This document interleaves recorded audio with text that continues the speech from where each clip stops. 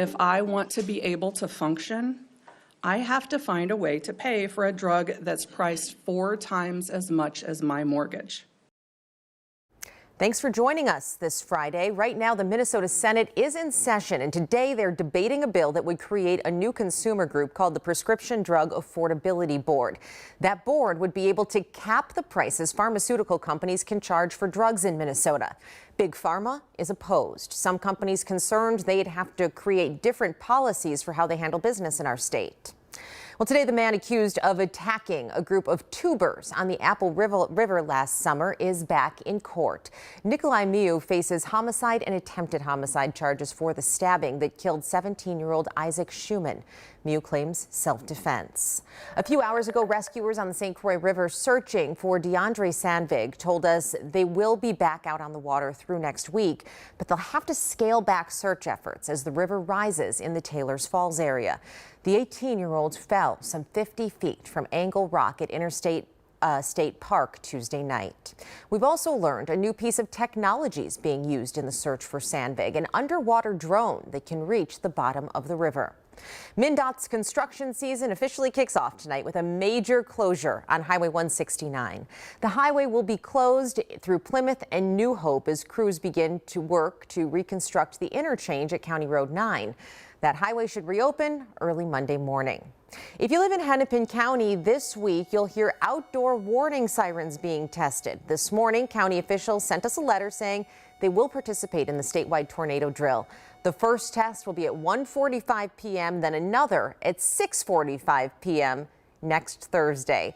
Heads up for people there not to get too alarmed, Ben, but you know, it is severe weather season. Yeah, you're right. And next week is Severe Weather Awareness Week. Every day next week, we will highlight a different type of severe weather and get you ready for the upcoming season. For what it's worth, our severe weather season is May, June, and July. But we can certainly see some thunderstorms in the month of April as well. Some of those we might hear overnight tonight as this frontal system finally works its way through. In the meantime, still have a very high fire danger rating across a good chunk of Minnesota. That's the orange color. The extreme rating has been dropped for Minnesota, but continues for parts of central and southwestern Wisconsin, at least through the day today. Much cooler temperatures are in the forecast as we head into the weekend. Right now, just shy of 80 degrees.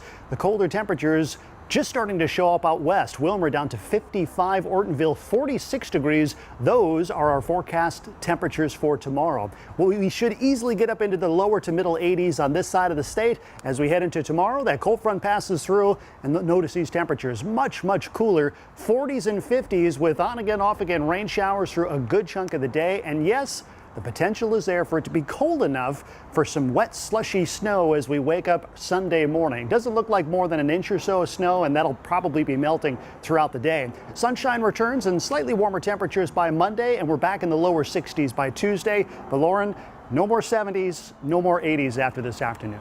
This weekend's going to feel particularly brutal after that stretch that we've had. Yeah, just the messenger, but yeah, you're right. Back to spring-like weather. All right, Ben, thank you. Make sure to download the KARE 11 weather app. You can get personalized forecast weather alerts and check the live radar anytime. That is free in every app store. I want to say thank you to Amber Nichols, who shared this photo in our That's So Minnesota Facebook page. Take a look at that. She says the Thompson Dam by Jay Cook State Park is flowing hard and fast with all of the snow that melted in the last few days. Probably scenes like that around a lot of the waterfalls in the area too. And we are hours away from a must-win Timberwolves game. The Wolves are back at Target Center tonight playing for one last chance to get into the NBA playoffs. Tonight they take on the Oklahoma City Thunder. Tip-off is at 8:30. Lots of weather talk today since flooding season is here and your communities are taking some precautions.